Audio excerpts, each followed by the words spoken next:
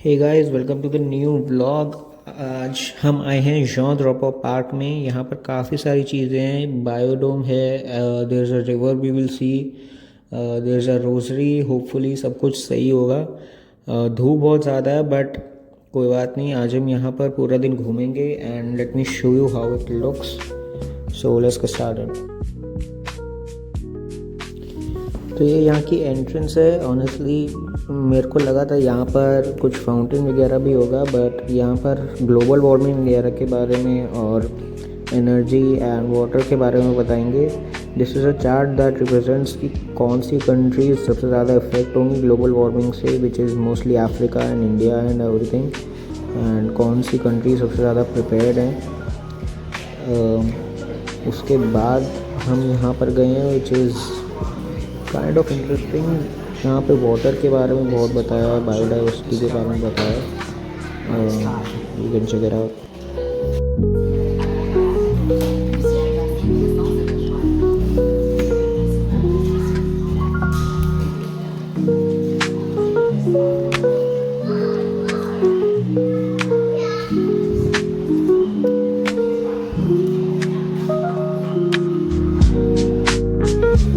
Guys, यहाँ पे water के बारे में बताया गया है, कैसे वाटर ट्रैवल करता है एंड बायोडाइवर्सिटी उसकी कैसे अफेक्ट होती है।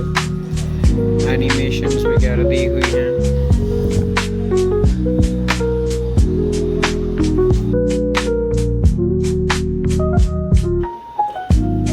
तो ये हमारी वाटर ड्रॉपलेट है, इसको डालेंगे तो बहुत कुछ पता लगेगा।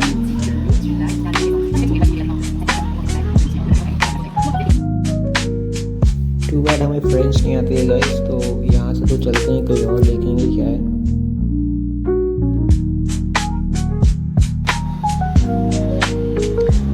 It's a museum about sustainable development and about biodiversity and why it's important, guys.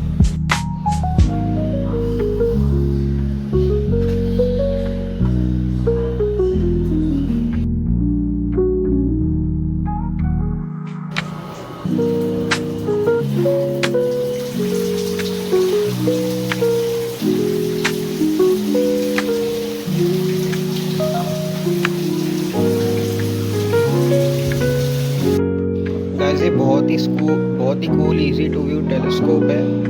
यहाँ पे मैं चेंज करके अलग अलग ऑर्गेनिजम्स के बारे में देख सकता हूँ। This is I think cyanobacteria and ऐसे ऐसे 3-4 ऑर्गेनिजम्स यहाँ पे मेरे को दिख सकते हैं। गाइस, अकॉर्डिंग टू दिस, एक टी शर्ट को बनाने में 2500 लीटर पानी लगता है, सिर्फ एक टी शर्ट को बनाने में। थैंकफुली हम उनका पोछा बना लेते हैं। अब हम आगे चलते हैं। हमने वाटर पर काफ़ी रिसर्च कर लिया आज के लिए। इसके बाद this transform.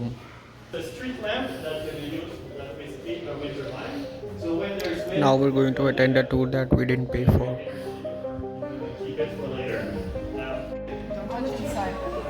So basically this project was built by students. So we have a school here called the Applied Technology School, and they built this project. I think the shape it was made so it's more aerodynamic basically, and we can see it in the video over there. But basically this is a race car, and this car can go up to 120 kilometers per hour. And when it goes to 70 kilometers per hour, it uses less energy than an air dryer. So it's really energy efficient basically. I think it took them a couple years to make this. And if you guys want to check it out later, this what they show you basically how it's made and stuff like that. So it's really interesting. So this is like this is a real project in a real city.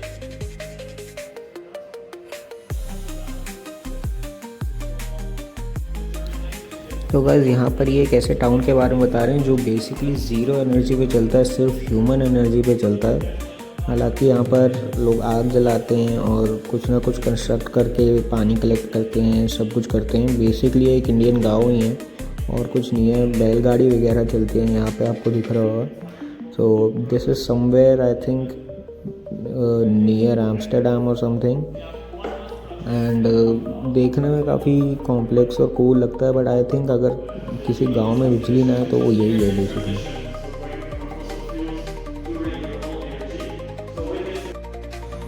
तो guys ये Norway में एक building है जो कि energy positive है।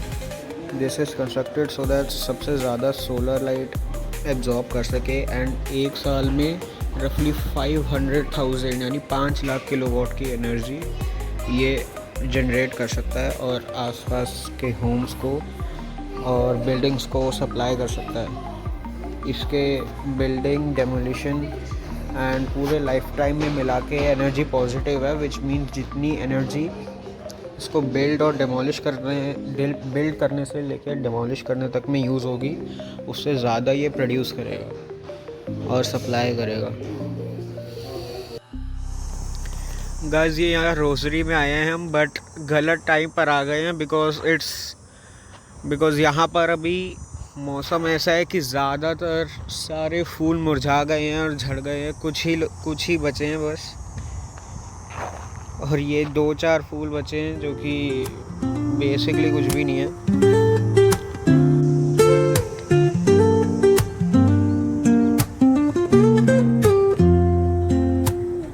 Woke up late, missed the morning glaze, but the sunlight hits in so many ways. Grabbed my shades and hit the streets, no plan, chasing vibes like seashells in the sand.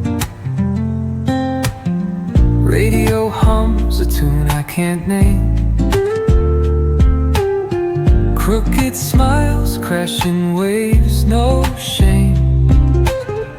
Flip my phone, toss it in my bag. Today's for us. तो guys Rossari से निकलने के बाद अब हम island के दूसरे कोने पे जा रहे हैं रिवर को देखने, basically that separates Montreal from this island.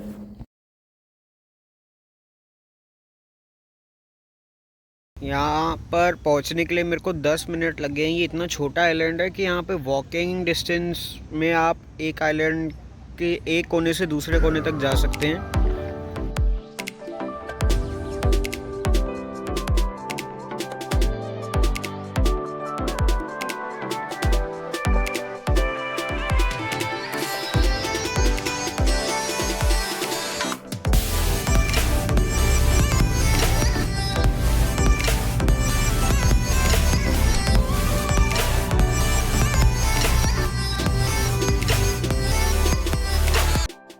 यहाँ पे मुझे एक बड़ा ही कूल और अननेसेसरी फ़ोटो स्पॉट भी दिखा था। यहाँ पर लोग धूप में बैठ के अपना फ़ोन देख रहे हैं, पता नहीं क्यों। चेयर्स लगा रखी हैं और यहाँ पे लोग धूप में बैठे हुए हैं, जस्ट चिल कर रहे हैं। और यहाँ चलते चलते मैंने एक ब्रिज देखा और उसके नीचे बहुत कूल स्पॉट दिखा था। This is the spot and यहाँ पर मैं कुछ देर बैठा और यहाँ से रिवर बहुत सुंदर लग रही थी, एज यू कैन सी।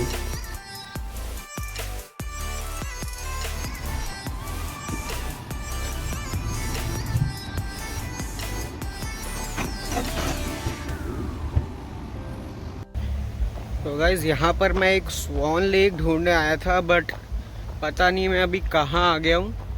एक अलग ही जगह है, कम्प्लीटली लॉस्ट। 20 मिनट से घूम रहा हूँ यहाँ पर, बट अब लगता है वापस ही जाऊँगा। ये था आज का व्लॉग आई गेस। अब मैं वापस जा रहा हूँ। कोई रैंडम बंदा आया यहाँ पे, वो भी बेचारा वापस ही आएगा। आज कोई प्लान नहीं था यहाँ आने का, ऑनेस्टली स्पीकिंग आज कोई यहाँ प्लान नहीं था आने का। मैं बस घर पे बैठा हुआ था, तो आई थॉट कि कहीं चलते हैं। व्लॉग बनाए हुए काफ़ी टाइम हो गया है एंड ऑनेस्टली बोर हो रहा था मैं, तो आई थॉट जौतला आ जाते हैं। पहले तो मुझे लगा कि यार काफ़ी दूर है, लाइक ऑलमोस्ट 1 घंटे का रास्ता है जहाँ पे मैं रहता हूँ वहाँ से। पहले तो मुझे लगा काफ़ी दूर है तो रहने देता हूँ, but I thought let's give it a shot, देखते हैं क्या होता है। बट आया तो पता चला ये आइलैंड बहुत ही छोटा है एंड पूरा जहाँ मैं घूमना चाहता था वो घूमने में मेरे को एट बेस्ट 3-4 घंटे लगे and that too just walking. कोई बस नहीं लेनी थी, कुछ देखना नहीं था, बस आओ और घूमो यहाँ पर। आई होप आपको ये ब्लॉग पसंद आया होगा। अगर आया तो कमेंट में बताओ आपका फेवरेट पार्ट क्या था, and please like and share this video, अपने फ्रेंड्स को भी दिखाओ। And I will see you guys in the next one.